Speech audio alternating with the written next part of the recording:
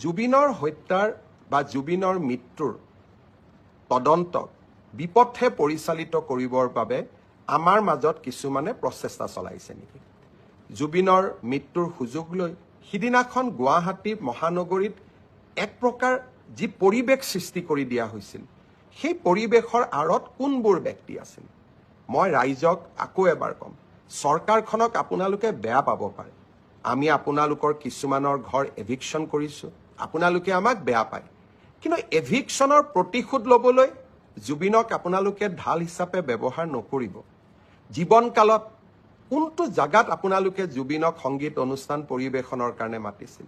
বাংলাদেশৰ পৰা মমতাজক লৈ অহা কেইবাটাও উদাহৰণ আছে, কিন্তু আপোনালোকৰ অঞ্চলবিলাকত গৈ জুবিনে সংগীত অনুষ্ঠানো পৰিৱেশন কৰিব পৰা নাছিল। জুবিনৰ মৃত্যুৰ পিছত আপোনালোকে কেনেকৈ জুবিনৰ অনুৰাগী হৈ পৰিলে? হিমন্ত বিশ্ব শৰ্মাৰ ওপৰত আপোনালোকে প্ৰতিশোধ ল'ব লাগে, মোৰ ওপৰত আপোনালোকে প্ৰতিশোধ লওক, কিন্তু সেই প্ৰতিশোধ বা সেই মই কিয় এভিকশ্যন কৰিছোঁ তাৰ প্ৰতিশোধ আপোনালোকে জুবিনৰ নাম লৈ নকৰিব। ৰাজনীতি আমিও কৰোঁ, আমিও বুজি পাওঁ।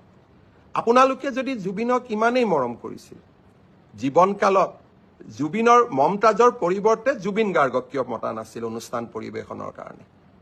আৰু 2020 চনত 13 তাৰিখে যেতিয়া জুবিনৰ ওপৰত আক্ৰমণ হৈছিল, তেতিয়াতো আপোনালোকে ফেচবুকত লিখা নাছিলে।